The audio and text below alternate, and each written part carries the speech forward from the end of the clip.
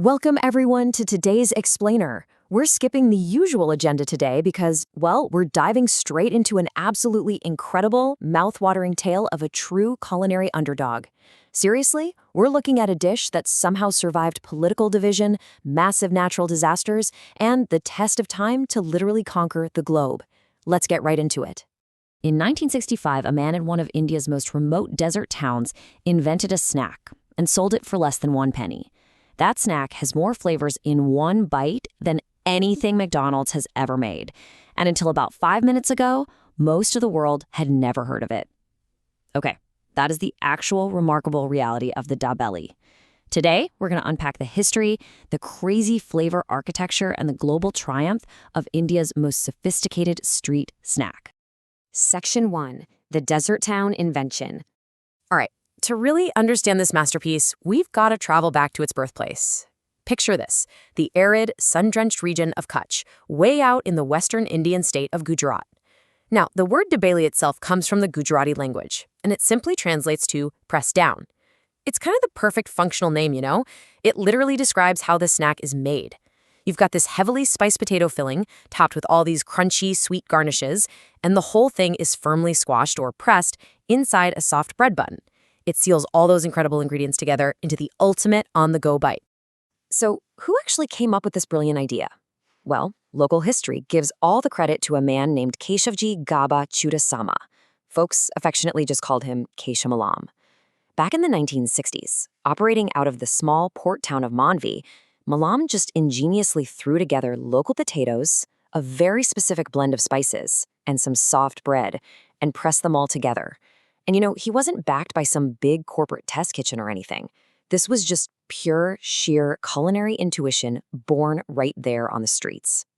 And honestly, here's probably the most astonishing part of the whole origin story.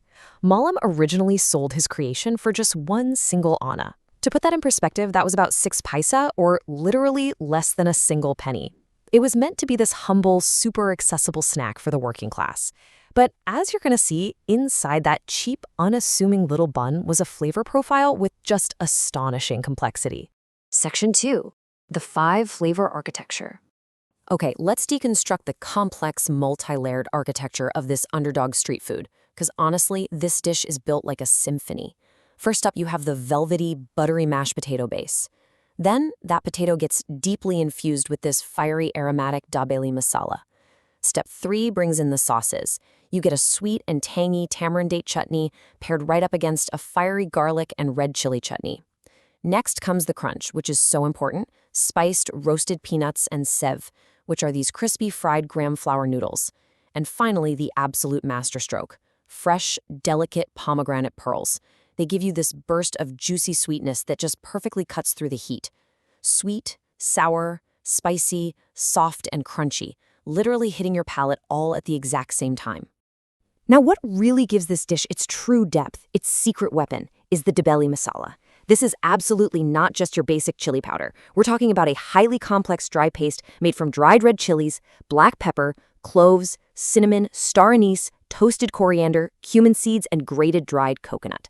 This intricate, incredibly aromatic spice blend is literally the soul of the dish. It's the magic dust that elevates it from just a basic potato sandwich into a full-on gourmet experience. Fact is, even today, the absolute most authentic Dabeli masala is still sourced directly from the Kutch region. To really appreciate how unique this is, it kind of helps to compare Dabeli with its famous cousin from Mumbai, the vada pav.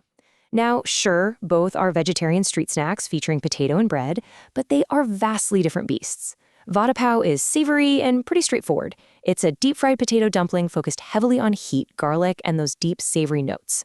Dabeli, on the other hand, isn't deep-fried at all. It's pressed and grilled on a flat pan, and it boasts this highly complex layering of sweet, spicy, and tangy flavors, plus a massive textural contrast. It's just a much more sophisticated, intricate build. Section 3. The Portuguese bread connection. But wait, where did the bread actually come from? You know, the traditional Indian diet relies heavily on flatbreads, right? Like roti or naan. So to understand the vessel holding this dish, we actually have to look at a super surprising cross-cultural historical connection. Let's trace this back. In the 1500s, the Portuguese arrive on the western coast of India. They brought a lot of things with them, including chilies, but they deeply, deeply missed their native crusty bread, which they actually needed for Holy Communion. Lacking traditional European yeast, they innovated. They used drops of local palm toddy to ferment their wheat dough, and boom, this birthed the soft pau or puv. For centuries, this bread was mostly eaten by minority communities like Catholics and Muslims over in Bombay. But fast forward to the 1960s, and working-class street hawkers, guys who just didn't have the space or the time to roll out fresh flatbreads on a busy street, adopted the Portuguese pav. It was cheap, it was convenient, and it turned out to be the ultimate perfect sponge for butter and spices. Section 4. The Great Political Split. So here we have our hero, the Kutchi Dabeli, invented in the 1960s. But right around that exact same time, a massive geopolitical event went down, something that could have disrupted everything, but instead actually became the catalyst for the snack's massive spread. On May 1st, 1960, the massive Bombay state was officially partitioned. It got divided along linguistic lines into two brand new states, Gujarat, where Kutch is located, and Maharashtra, home to the booming metropolis of Mumbai.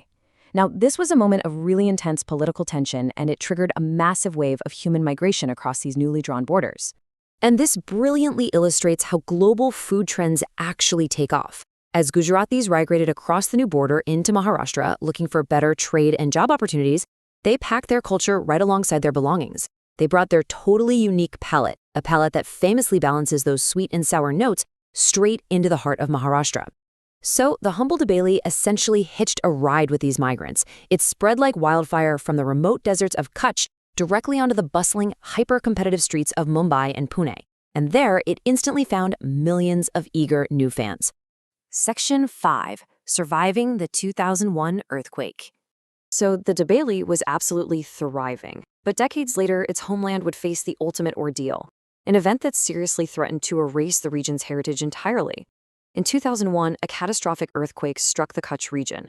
Measuring 7.7 on the moment magnitude scale, the disaster leveled entire villages, wiped out infrastructure, and caused an immense, truly tragic loss of life.